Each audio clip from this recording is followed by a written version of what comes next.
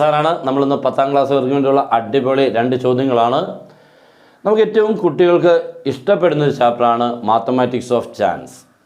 പക്ഷെ ഒരു പ്രശ്നം എന്ന് പറഞ്ഞു കഴിഞ്ഞാൽ ടെക്സ്റ്റ് ബുക്കിലെ കുറച്ച് ക്വസ്റ്റ്യൻസുകൾ മാത്രം പഠിച്ചുകൊണ്ട് എക്സാമിന് ചെന്നാൽ ഇത്തിരി പണി കിട്ടും. നിങ്ങൾ അതിനുള്ളിൽ നിന്ന് പുറത്തുനിന്ന് കുറേ ക്വസ്റ്റ്യൻസുകൾ ഉറപ്പായിട്ടും പ്രാക്ടീസ് ചെയ്യണം. അങ്ങനെ 2 എണ്ണമാണ് നിങ്ങൾ ഈ ബോർഡിൽ കാണുന്നത്. അടിപൊളിയായിട്ടുള്ള ക്വസ്റ്റ്യൻസാണ്, പഠിച്ചോണം. ഫസ്റ്റ് ഒരു ഫിഗറിനെ ബേസ് ചെയ്തും സെക്കൻഡ് അല്ലാത്ത ഒരെണ്ണവും. ഇപ്പോൾ നമ്മുടെ ക്ലാസ്സുകളൊക്കെ മാക്സിമം കുട്ടികൾ കാണുന്നുണ്ട്. നിങ്ങൾ വഴി മാക്സിമം ഇത് പ്രയോജനപ്പെടുന്നു എന്ന് കണ്ടാൽ ഉടനെ ഒന്ന് നിങ്ങളുടെ ഫ്രണ്ട്സിലോടൊന്ന് ഷെയർ ചെയ്യണം. അവരോടൊന്ന് കണ്ട് മനസ്സിലാക്കിയാൽ എക്സാമിനെത്തുമ്പോൾ ഇത്തിരി ഈസി ആവും. ഓക്കെ, പിന്നെ ഈ കാണുന്നവർക്ക് ആർക്കെങ്കിലും നമ്മുടെ ക്ലാസ് മീൻസ് ചെയ്ത് കഴിഞ്ഞിട്ട് ആവശ്യമുണ്ടെങ്കിൽ ജോയിൻ ചെയ്യാം. നിങ്ങൾക്ക് വളരെ ഈസി ആയിട്ട് 10ാം ക്ലാസ് മാത്സിനെ സിമ്പിളായിട്ട് പഠിച്ച് വളരെ എളുപ്പത്തിൽ മനസ്സിലാക്കി പഠിച്ച് ഫുൾ മാർക്കിൽ എത്തിക്കാനുള്ള എല്ലാ വഴികളുണ്ട്. നമ്മുടെ ക്ലാസ് നമ്മുടെ തന്നേക്കുന്ന ഈ നമ്പറിൽ നിങ്ങളൊന്ന് ബന്ധപ്പെട്ടാൽ കോൺടാക്ട് ചെയ്ത് എല്ലാ കാര്യങ്ങളും ചോദിച്ചറിഞ്ഞ് വേണം ജോയിൻ ചെയ്യാം. ഓക്കെ, അപ്പോൾ നമുക്ക് സ്റ്റാർട്ട് ചെയ്യാം. നോക്കിക്കേ, ഫസ്റ്റ് ക്വസ്റ്റ്യൻ എന്ന് പറഞ്ഞാൽ ഒരു വലിയ സർക്കിളുണ്ട് അല്ലേ, ഒരു വൃത്തമുണ്ട്. അതിനുള്ളിൽ 2 സെമി സർക്കിൾസ് ഉണ്ട്, അർദ്ധവൃത്തങ്ങളുണ്ട്. ഓക്കെ, ഇനി ആ വലിയ സർക്കിളിൻ്റെ റേഡിയസ് തന്നേക്കുന്ന 12 ആണ്. ആര്? വലിയ സർക്കിളിൻ്റെ റേഡിയസ്. അങ്ങനെയാണെങ്കിൽ അവർ ചോദിച്ചിരുന്നതാണ്, നമ്മളൊരു പോയിൻ്റ് നോക്കാതെ ഇവിടെ കുത്തിയാൽ ഈ 2ൽ ഏതെങ്കിലും ഒരു സെമി സർക്കിളിനുള്ളിൽ ചെന്ന് മുട്ടണം. അതിനുള്ള പ്രോബബിലിറ്റി സാധ്യത എത്രയാണ്? ഓക്കെ, നമ്മൾ ഇവിടെങ്ങുമല്ല മുട്ടേണ്ടത്, ഈ 2 എവിടെയെങ്കിലും നമ്മൾ നോക്കാതെ കുത്തുന്നത് അവിടെയായിരിക്കണം. അവിടെയാകാനുള്ള സാധ്യത എത്ര? അതാണ് നമ്മുടെ ക്വസ്റ്റ്യൻ. അപ്പോൾ ഇങ്ങനെയുള്ള ക്വസ്റ്റ്യൻസുകളിൽ അവരൊരു പാർട്ടായിട്ടായിരിക്കും ചോദിക്കുന്നത്. ഒന്നാമത്തെ പാർട്ട് ആ വലിയ സർക്കിളിൻ്റെ ഏരിയ, പരപ്പളവ്. നെക്സ്റ്റ് ഈ 2 സെമി സർക്കിൾസുകളുടെയും ഏരിയ. എന്നിട്ടാണ് മൂന്നാമത്തെ പാർട്ട് നമ്മളൊരു ഡോട്ട് പോയിൻ്റ് ഇവിടെ മുട്ടാനുള്ള സാധ്യത എത്ര എന്നുള്ള ക്വസ്റ്റ്യൻ. കൃത്യമാണല്ലോ അല്ലേ? അപ്പോൾ ഫസ്റ്റ് പാർട്ട് എന്ന് പറഞ്ഞാൽ ഏരിയ ഓഫ് ലാർജർ സർക്കിളാണ് കേട്ടോ. ഏരിയ ഓഫ് ലാർജർ സർക്കിളിൻ്റെ ഏരിയ ഫോർമുല എല്ലാവർക്കും അറിയാം. എന്താണ് മോനെ? Pi R square. Pi R square എന്ന് പറയുമ്പോൾ പൈ ഇൻറ്റു ആർ എത്ര മോനെ? 12 ആണ് കേട്ടോ. അപ്പോൾ 12ൻ്റെ സ്ക്വയർ സമം 12 ഇൻറ്റു 144 144 പൈ. പൈ ഒന്നും ചെയ്യണ്ട കേട്ടോ, പൈ ഒന്നും ചെയ്യണ്ട, അങ്ങനെ ഇട്ടാൽ മതി, ഒന്നും ചെയ്യണ്ട. രണ്ടാമത് ഏരിയ ഓഫ് 2 സെമി സർക്കിൾസ്. എൻ്റെ ഇവിടെ ഉണ്ടോ? ഈ 2 സെമി സർക്കിൾസിൻ്റെയും എന്ത് വേണം മോനെ? ഏരിയ. ഓക്കെ, ഈ 2 സെമി സർക്കിൾസിൻ്റെയും ഏരിയ നമുക്ക് കണ്ടുപിടിക്കേണ്ട. അപ്പോൾ ഈ 2 സെമി സർക്കിൾ ചേരുമ്പോൾ ഒരു സർക്കിൾ ആകത്തില്ലേ മോനെ? ഇവനെയും കൂടെ എന്താ തിരിച്ചു മറിച്ചും കൂടെ വെച്ച് കഴിഞ്ഞാൽ ഒരു സർക്കിൾ പോലെ കിട്ടുമല്ലോ. അപ്പോൾ ഏരിയ ഓഫ് 2 സെമി സർക്കിൾസ് എന്ന് പറഞ്ഞാൽ ഏരിയ ഓഫ് 1 സർക്കിൾ ആണ് കേട്ടോ. 2 സെമി കേട്ടോ എന്ന് പറഞ്ഞാൽ ഏരിയ ഓഫ് ആരാമോനെ? 1 സർക്കിൾ. അതിൻ്റെ ഫോർമുല ആരാമോനെ? Pi R square. അതിൻ്റെ റേഡിയസ് എത്ര എന്ന് പറയാൻ പറ്റുമോ? ഈ സെമി സർക്കിളിൻ്റെ റേഡിയസ് എത്ര എന്ന് പറയാൻ പറ്റുമോ? ആ നോക്കിക്കേ, ടോട്ടൽ എത്ര മോനെ? ടോട്ടൽ എന്ന് പറഞ്ഞാൽ ഇത്ര എത്ര മോനെ? 12 ആണ് കേട്ടോ. ഈ വലിയ സർക്കിളിൻ്റെ റേഡിയസ് ഇത്രയും 12. ടോട്ടൽ ഇത്രയും. സെമി സർക്കിളിൻ്റെ റേഡിയസ് എന്ന് പറഞ്ഞാൽ ഇത്രയേ ഉള്ളൂ അല്ലേ? ഇത്രയേ ഉള്ളൂ. അപ്പോൾ അത് എത്ര ആയിരിക്കും മോനെ? 6 ആയിരിക്കത്തില്ലയോ?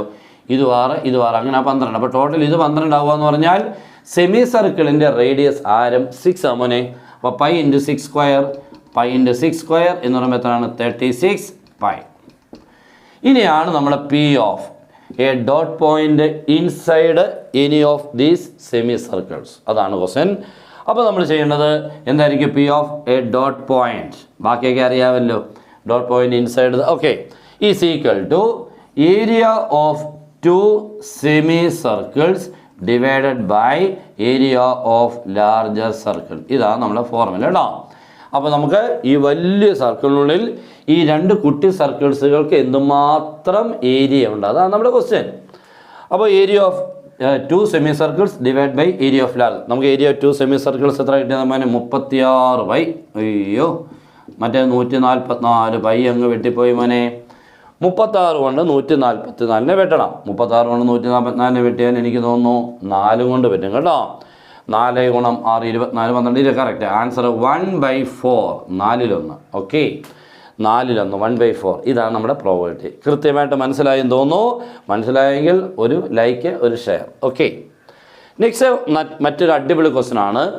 ഒരു ബാഗിനുള്ളിൽ 2 കളറ് ബോളുകളുണ്ട്. എന്തൊക്കെയാണ്? Red and white.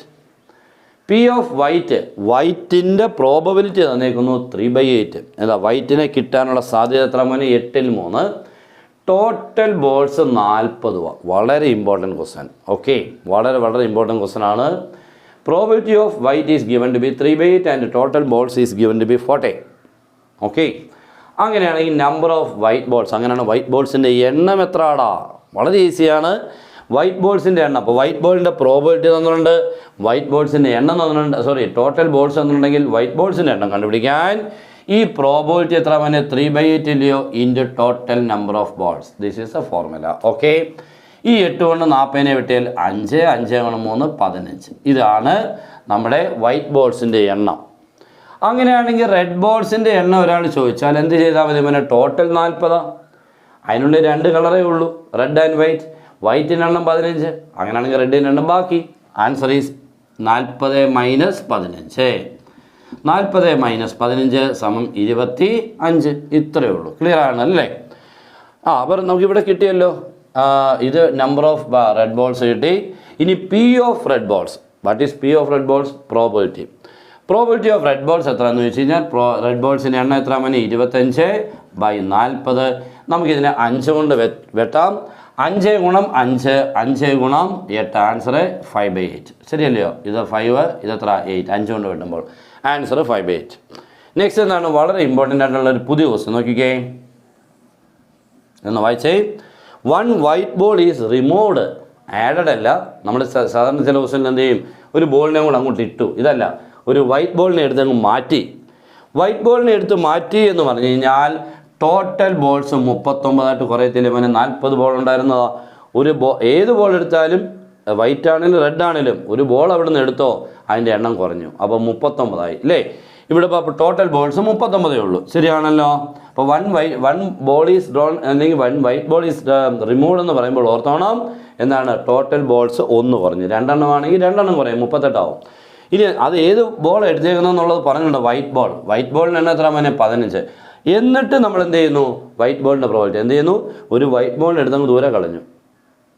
എന്നിട്ട് ബാക്കിയുള്ള എടുത്തൊന്നും വൈറ്റ് ബോളിൻ്റെ പ്രോബിലിറ്റി, ബാക്കിയുള്ള ബോൾസിൽ വൈറ്റ് ബോളിൻ്റെ പ്രോബിലിറ്റി എത്രയാണെന്ന് വെച്ചാൽ ഇനി വൈറ്റ് ബോൾസ് 15 ഉണ്ടായിരുന്നതാണ്, 1 കുറഞ്ഞപ്പോൾ എത്രയായി? 14. അപ്പോൾ ആൻസർ വരുമ്പോൾ 14/39. കൃത്യമാണല്ലോ? ഇങ്ങനത്തെ ക്വസ്റ്റ്യനൊക്കെ പഠിക്കണം. ഇതൊക്കെയാണ് നമ്മൾ അടിപൊളി ക്വസ്റ്റ്യൻസ്.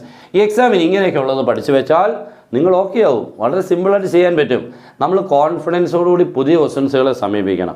പുതിയ ക്വസ്റ്റ്യൻ വരുമ്പോൾ അതിൻ്റെ നമ്മൾ പഠിച്ചിട്ടില്ലാത്ത പലതും കാണും. അപ്പോൾ നമ്മൾ വിചാരിക്കും അയ്യോ എനിക്കിത് മനസ്സിലാവുന്നില്ല. അല്ലാതെ അറിയാവുന്നതിനെ മാത്രം എടുത്തിച്ച് പഠിക്കുകയാണെങ്കിൽ പുതിയതായിട്ടൊന്നും കിട്ടില്ല. പുതിയ ക്വസ്റ്റ്യൻ ചോദിച്ചാൽ നമ്മളവിടെ മീൻസ് ഉരുണ്ട് വീഴും. അതുകൊണ്ട് നിങ്ങൾ ഉറപ്പായിട്ടും പുതിയ ക്വസ്റ്റ്യൻസുകളെ കഷ്ടപ്പെട്ടിരുന്ന് ചെയ്ത് പഠിക്കണം. ഓക്കെ, അപ്പോൾ ഈ ക്ലാസ് ഇഷ്ടമായെങ്കിൽ പ്രയോജനപ്പെട്ടെങ്കിൽ മറ്റൊരാൾക്ക് ഒന്ന് ഷെയർ ചെയ്തേക്കണം. Good bye.